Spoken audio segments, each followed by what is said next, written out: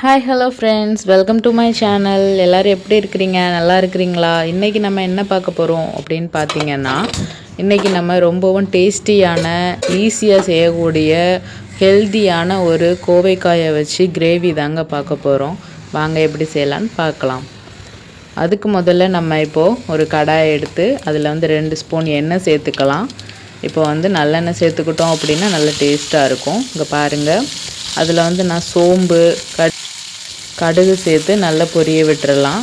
இப்போது ஒரு பெரிய சைஸ் வெங்காயத்தை சின்ன சின்னதாக கட் பண்ணி வச்சுருக்கிறேன், அதையும் அது கூட சேர்த்துக்கலாம். 2 பச்சை மிளகாய் நீளமாக கட் பண்ணி வச்சுருக்கிறேன், அதையும் அது கூட சேர்த்துக்கலாம். இப்போ வெங்காயம் நல்லா வதங்கட்டும். நல்லா கோல்டன் ப்ரௌன் கலரில் வர வரைக்கும் நல்லா வதக்கி விட்டுறலாம்.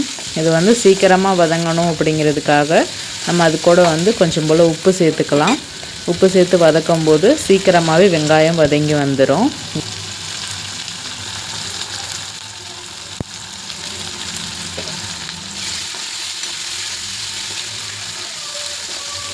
இப்போ வெங்காயம் எல்லாம் நல்லா வதங்கியாச்சு. இந்த ஸ்டேஜில் நம்ம சின்னதாக கட் பண்ணி வச்சுருக்கிற தக்காளி எடுத்து இது கூட சேர்த்துக்கலாம். நான் இன்றைக்கி சின்ன சைஸ் தக்காளி 2 எடுத்து கட் பண்ணி வச்சுருக்கிறேன் சின்ன சின்னதாக, அதை தான் இது கூட சேர்த்துருக்குறோம். இங்கே பாருங்கள், இப்போ எல்லாத்தையும் நல்லா வதக்கி விட்டுடலாம். வெங்காயம், தக்காளி, பச்சை மிளகாய் எல்லாமே நல்லா வதங்கி வந்துருச்சு பாருங்கள். வாவ், சூப்பராக இருக்குது. கலரே சூப்பராக இருக்குது. ஓகே, இப்போ வெங்காயம், தக்காளி, பச்சை மிளகாய் எல்லாமே நல்லா வதக்கி விட்டாச்சு. இப்போ இது கூட நம்ம சின்ன சின்னதாக கட் பண்ணி வச்சுருக்கிற கோவைக்காயை சேர்த்துக்கலாம்.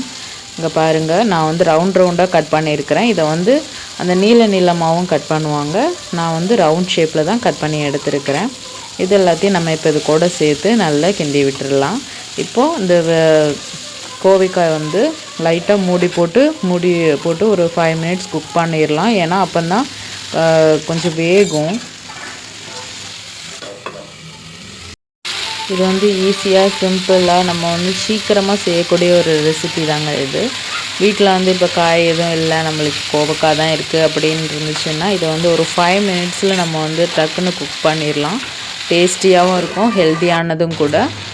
இங்கே பாருங்கள், எல்லாமே நான் இது வதக்கி விட்டாச்சு. இது வதங்கினதுக்கு அப்புறமா மசாலா எல்லாமே சேர்த்துக்கலாம்.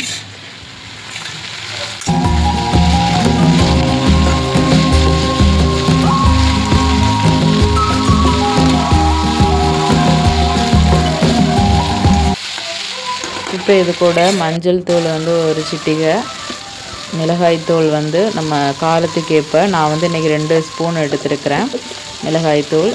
அப்புறம் மல்லிப்பொடி 1.5 ஸ்பூன் எடுத்துருக்கிறேன். அது கூடயே நம்ம இன்றைக்கி இந்த கறி மசாலா சேர்த்துக்கலாம். அதான் இதுக்கு டேஸ்ட்டு சூப்பராக இருக்கும். நான் இன்றைக்கி கறி மசாலா தான் எடுத்து வச்சுருக்கிறேன். பாருங்கள், எல்லாமே சேர்த்தாச்சு. இப்போ இது எல்லாத்தையுமே நல்லா பச்சை வாசனை போகிற அளவுக்கு நல்லா அதுக்கு நல்லா கிண்டி விட்டுடலாம்.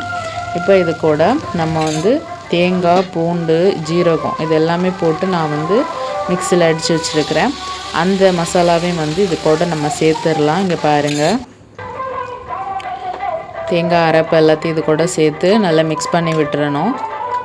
இப்போ இது நம்ம ஒரு 5 மினிட்ஸ் குக் பண்ண விட்டால் போதும். எண்ணெய் எல்லாமே பிரிஞ்சு வரும். அந்த ஸ்டேஜுக்கு வர வரைக்கும் நம்ம விட்டுட்டோம்னாலே போதும், கிரேவி ரெடி ஆயிரும். இப்போ ஒரு மூடி போட்டு கடைசியில் நம்ம டேஸ்ட் பண்ணி பார்க்கணும். உப்பு நம்மளுக்கு பத்தலை அப்படின்னா கூட கொஞ்சம் கூட உப்பு சேர்த்துக்கலாம். இப்போ இதை மூடி போட்டு குக் பண்ணி விட்டுடலாம். ஒரு 5 மினிட்ஸ் இருந்தால் போதுங்க, கிரேவி சூப்பராக ரெடி ஆயிரும். இந்த எண்ணெயெல்லாம் மேலே பிரிஞ்சு வரும். அந்த ஸ்டேஜில் நம்ம ஸ்டவ் ஆஃப் பண்ணிட வேண்டியதுதான். சூப்பராக இருக்குங்க. இது நார்மலாக சப்பாத்திக்கு, சாதத்துக்கு, இட்லி, தோசை எதுக்கு வச்சு சாப்பிட்டாலுமே இந்த கிரேவி சூப்பராக இருக்கும். இங்கே பாருங்கள், கிரேவி ரெடி ஆகியாச்சு. எண்ணெயெல்லாம் பிரிஞ்சு வந்திருக்கு பாருங்கள் மேலே. இந்த ஸ்டேஜில் நம்ம ஸ்டவ் ஆஃப் பண்ணிடலாம். இப்போ ரெடி ஆகியாச்சு. இது எல்லாத்துக்குமே சூப்பராக இருக்குங்க. நாங்கள் இன்றைக்கி சாதத்தோடு தான் வச்சு சாப்பிட போகிறோம். இங்கே பாருங்கள், வெறும் சாதத்துக்கூட தான் வச்சுருக்கிறேன். ஆனால் சாப்பிட்டு பார்த்தா சூப்பராக இருக்கும். ஓகே ஃப்ரெண்ட்ஸ், நீங்களும் இதே மாதிரி ட்ரை பண்ணி பாருங்கள். வீடியோ பிடிச்சிருந்தால் லைக் பண்ணுங்கள். நெக்ஸ்ட் ஒரு புதிய வீடியோவில் சந்திக்கலாம். பாய்.